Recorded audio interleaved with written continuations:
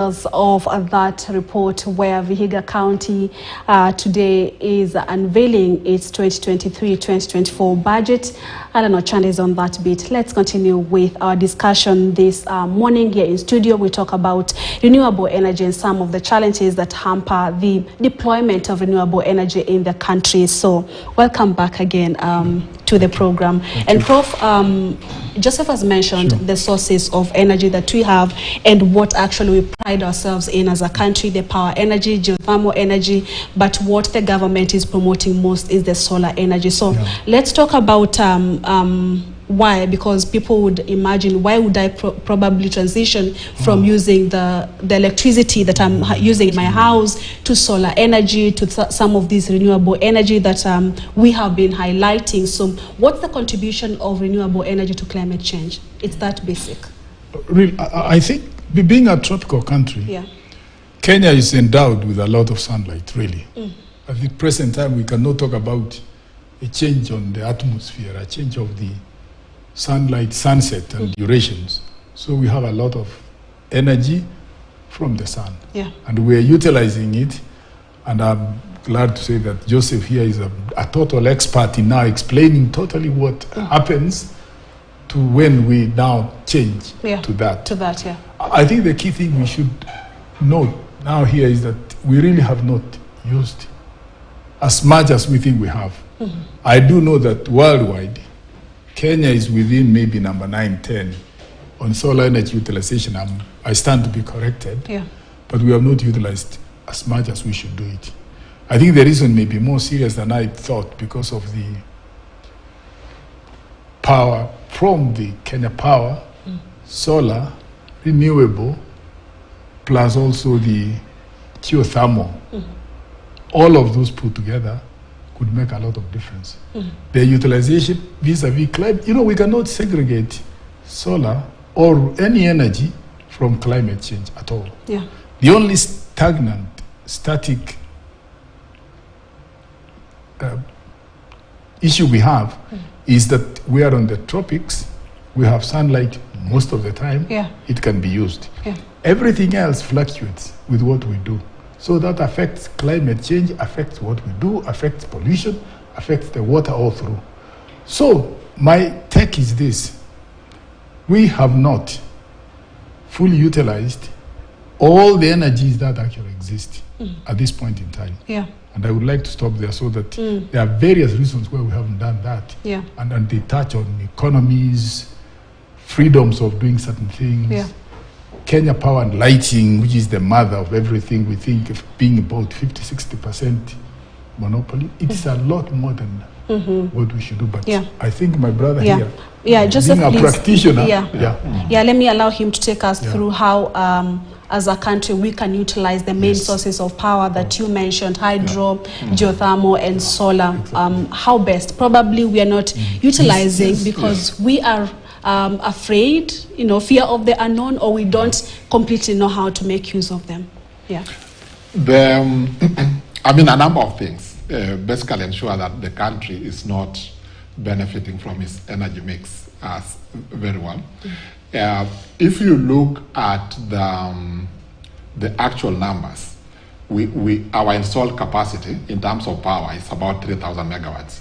And our peak demand, is probably about 2,000. So if you look at those numbers in isolation, the first thing you would say is probably that we have a surplus situation, and so we are using it optimally. But there are various things to look at. One is the reach of the national grid. Most of this power is actually transmitted through the national grid. Now, the national grid doesn't reach everywhere. Actually, the national grid probably covers even with the efforts over the last 10 years, probably about 70% of the country. There are places where there's absolutely no grid. So you need off-grid solutions. So part of the reason that we don't benefit much from our energy is the fact that our grid does not cover the entire country. And so not everybody can have access to the power. Now, the second reason is quite a lot of what we have as renewable energy, mostly solar. Right now, solar and wind. Right now we have about over 400 megawatts of wind. In terms of installed capacity, we have more than 150 megawatts in terms of solar. Our largest plant, 50 megawatts in Garissa, we have another 40 megawatts in in Malindi. So all this are what you call intermittent sources of power. Yeah. For them to be able to be utilized properly, you need a grid that can manage that power. But because they are intermittent, the grid that we have still cannot use that power effectively. And because every time you put intermittent power into the grid, you end up with very huge transmission losses. So if you look at the financial statements of Kenya Power, for instance, one of the things you'll see is a very huge number. They are saying transmission losses. These are basically losses that, power that gets into the grid but does not get to the end consumer.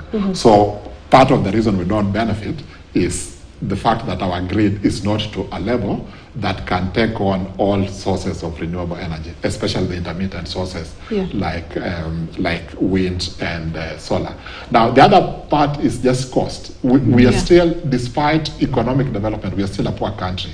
And so not everybody can afford even the most popular off-grid solution like panels. The panels, like solar panels. Prices have been coming down, but still, even for our own housing in the village, you will probably still need, even for a small unit, still need in excess of 5,000 Kenya shillings to be able to just put up a small unit for your lighting alone. The moment you add other things, then you're probably talking upwards of 20,000. And given our level of poverty, then that becomes a barrier. Cost then becomes a barrier to access, and therefore we find that we can't use it effectively. So quite a lot of challenges around utilization. The other is probably, I would say, just education. People are not clearly aware that you do good to the planet, so to speak, if you use renewable energy source other than the non-renewable energy source that we still use currently. And well said. Let's talk about the level of investment into the renewable energy by Kenya as a country, because when you talk about the cost, and most of the time, especially for solar energy, most people have knowledge about what solar energy is and its use and importance, but the installation or having it in your house becomes a nightmare. And this brings me to the question, Prof, what is the level of investment into the renewable energy by Kenya or ESC community? I can really straight away say it is big. It is big. It's not easy as seen, and the persons fear doing it because of the panels, installation, their taxes, and then reliability.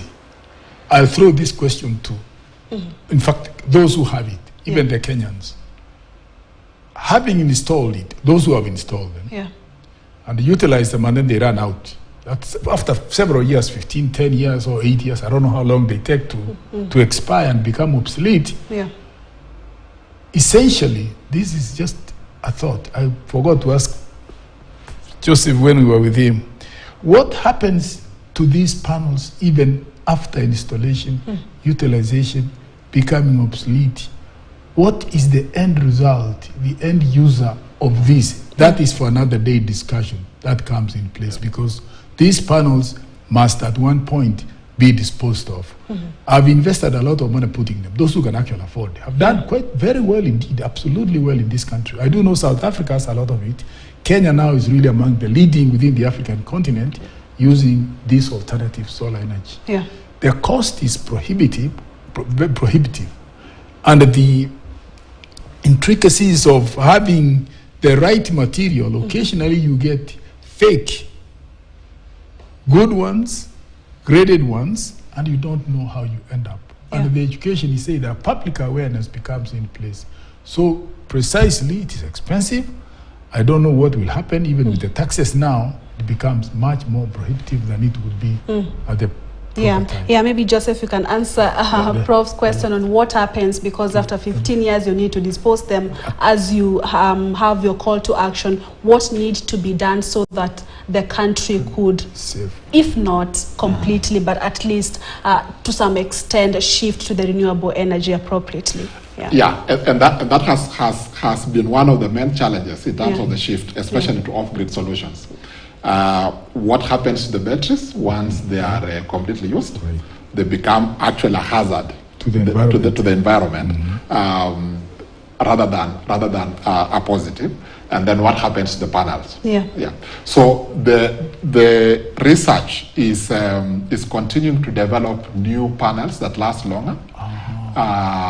Currently, they are not very common here, so we are still having issues of waste of the panels. But research is developing new panels that last longer, and then that can be recycled, so that when it reaches its useful economic life, and you know, the current panels, when solar began, panels used to last anywhere up to 10 years. But now we have, currently, we have panels that can last up to 50 years. So after that 50-year period, then you are able to take them to a center where they can then be recycled. And the same thing is happening to batteries. So that then you don't have batteries, in particular, used to be replaced a lot more frequently. So what is happening is that now you have longer lasting batteries that can store energy for a lot longer, and then they also have a longer useful economic life, and then have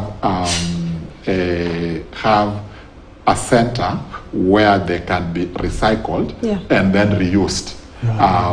We at KCIC, for instance, are working to promote what we call the circular economy principles, where we don't, every output of a given process becomes an input to the next process, so that we don't have a lot of waste. And so these are sort of things that we are looking at, just to ensure that we have the right solar batteries, we have the right solar panels, and at the end of their useful economic life, they can then be put into the next production cycle. And as we wind up, maybe in 30 seconds, since you work at KCIC, which is the Kenya Climate Innovation Center, probably what are some of the innovative ways that you're coming up with to ensure that we shift to the renewable energy, and of course to ensure that you know, it's climate friendly? First of all, let me say this. We are an incubator and an accelerator. What we do is we take people with very good ideas that can support the fight against climate change and convert them into enterprise. Because what we do at KCIC is to look at climate change as an opportunity.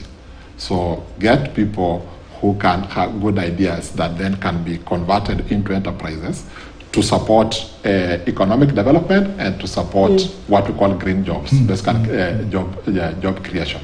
And through that process, we are seeing quite a lot of innovations coming through. Currently, we are running a program across the entire East Africa, what we call the productive use of solar energy, where we don't just now want you to have solar, but this solar should have an impact into the production system. So you need an economic